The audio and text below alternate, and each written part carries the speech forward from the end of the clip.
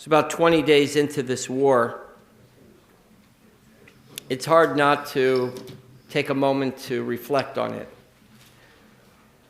Each Shabbat, as I prepare my remarks for this slot during the service, I have said to myself in the last 3 weeks that maybe the war will be over soon and then we'll be able to move on. And it's pretty clear that there is no real end in sight. And my heart is heavy. For the first time in my life, I am really around for a real war. For me. Obviously, I wasn't alive during World War I or World War II. I was a little child during Korea. Vietnam was not part of my existence. I remember when I was in high school, invaded Grenada. That wasn't much of a war, though. But I was afraid for a moment that I was going to get drafted. Remember, we had, maybe we still do, selective service. You had to register. So finally, I had to write a war on Ukraine sermon, and that's what I have for you this morning. Season 10, episode 24 of a show called Law and Order took place about 20 years ago, 22 years ago. Renee Balser, who was a writer, an Emmy award-winning writer and producer and director, wrote these words for Jack McCoy. If you remember Jack McCoy, he's back now. The new Law and Order.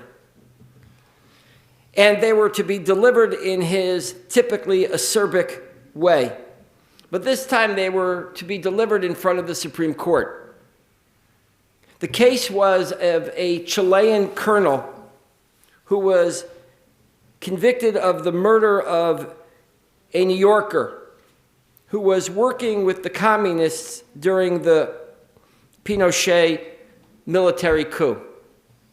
And this is what Jack McCoy performed. Man has only the rights he can defend. Our most basic right is the right to life. It's enshrined not only in our Constitution, but in the Charter of the United Nations.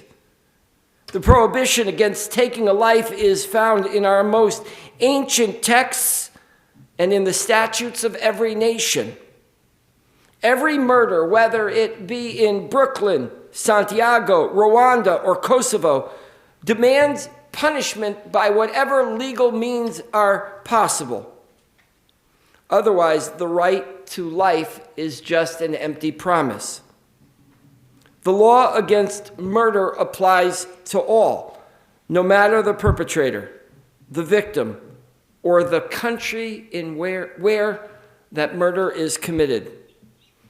It is one moral law that recognizes no national, racial, or religious boundaries. It can tolerate no exception.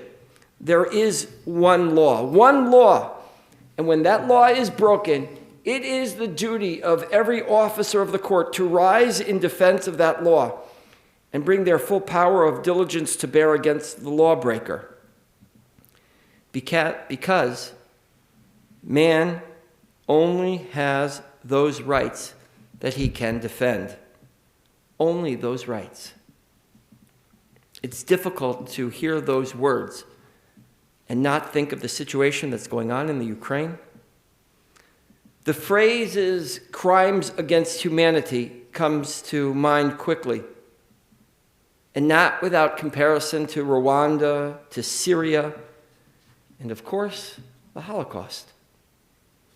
And truthfully, I feel helpless here in America, writing to government officials to release more aid, to send more support, donating to worthy causes that will assist millions of refugees in the war-torn regions seem empty gestures when faced with the daily horrific images we see in real time and in response to President Zelensky's pleas to the world, everything that I do feels less.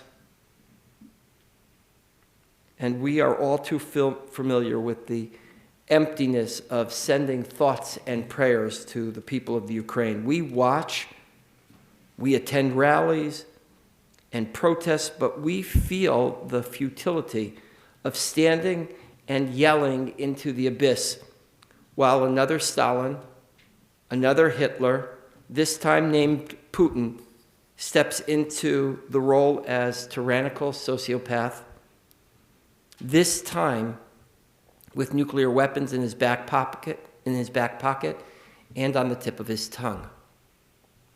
For years I have thought but never expressed the frustration the Jewish community of the United States must have felt during World War II when it was clear that our people were being exterminated. I have never once thought to blame the Jews of America for not doing more. I remember almost every Shabbos, Cy Berkman, may his memory remain for a blessing, would say to me that he hoped that God would forgive him for going to war on Shabbos because he was killing Nazis. It stuck with me. He said it almost every week. But today I now feel more impotent. And the words that we read this morning in this Parashat Zachor seem inadequate. In the face of the war in Ukraine, Zachor et asher asa Amalek seem insufficient. Remember what the evil people in the past did.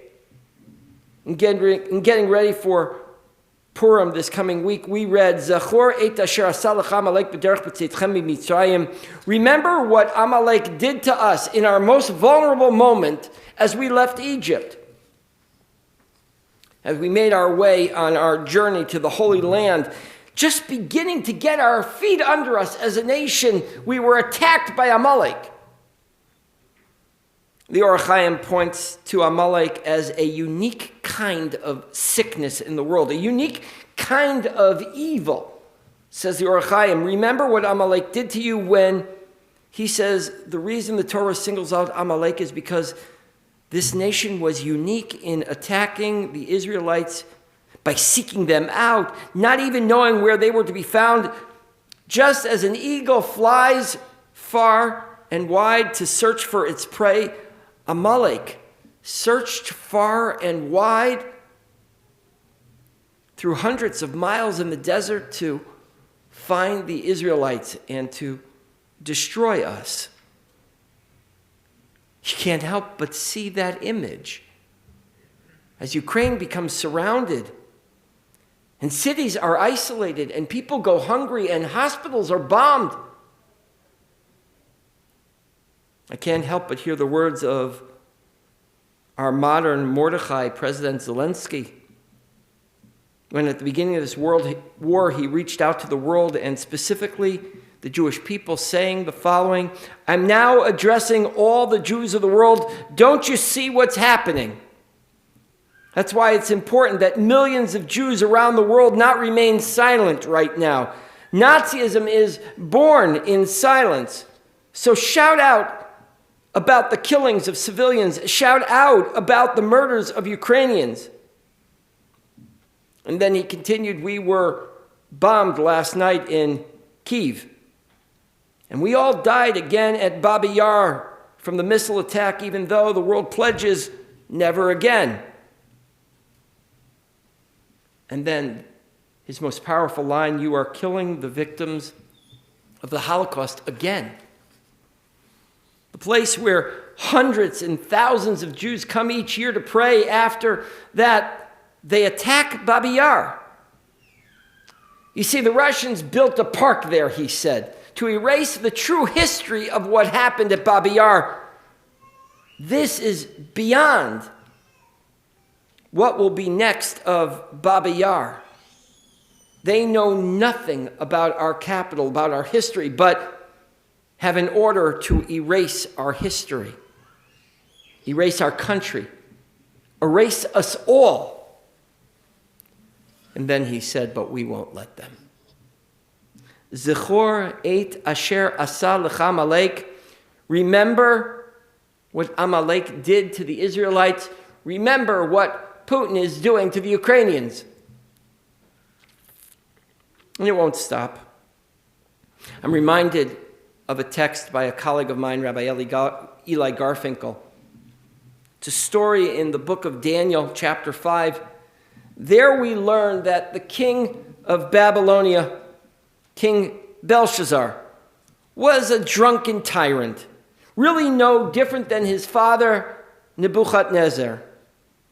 The younger dictator held a lavish banquet for his nobles, his consorts, his concubines. They drank and raised toasts to their idols, which were made of gold, silver, iron, bronze, and stone. In the middle of this feat, a miracle happened.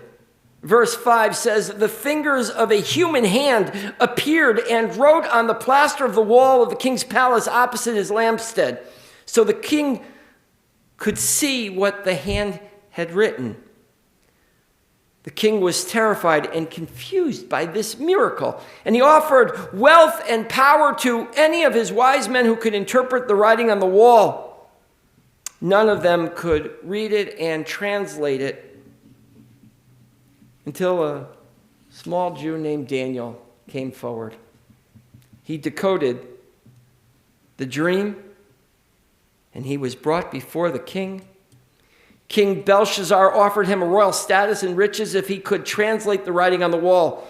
Daniel told the king that the writing appeared on the wall because everyone at the party had praised idols of gold, silver, iron, and bronze, wood, and stone, but failed to glorify God. He said, God therefore made the hand appeared and caused the writing to be inscribed that is written, Berei Belshazzar, Lo hishvalta levavecha ki kabel dai, kol dina yadata. You, Belshazzar, do not humble yourself, although you should. And then the final line, God says, your days are numbered. So you've already heard. The writing is on the wall. That's where the phrase comes from. Writing's on the wall. Because of his arrogance, God has numbered his days. Numbered his days as reign in tyranny. And so I say the following, Mr. Putin, God will bring you to an end sooner than later, one way or another. You're familiar with the story of the young boy who's walking along the seashore with his father.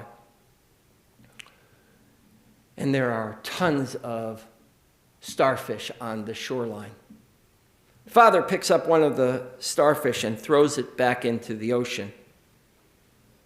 And the son, seeing the futility of this action, turns to his father and he says, don't you see how many are out there? You'll never be able to rescue them all. To which the father responds, it might not make a difference to all of them, but it will certainly make a difference to the ones we throw back. Our movement, the conservative movement, has a branch called Mesorati Olami. And we have already, in our movement, saved 60 lives. We have taken them by car over the border. Some will make their way to Berlin and be housed by our movement in Berlin. And some will make their way to Israel. Our communities in Poland and Prague are working every day to bring refugees in. It's not enough. But for those few, it saves their lives.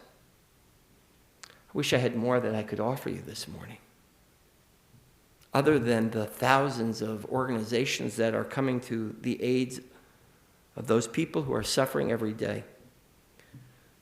So I plead with you to do whatever you can, to give whatever you can, to pray as hard as you can. Otherwise, we will have never done enough. And this stain will be on our hands as well. Shabbat Shalom. We continue with Musaf, page 184. Please rise.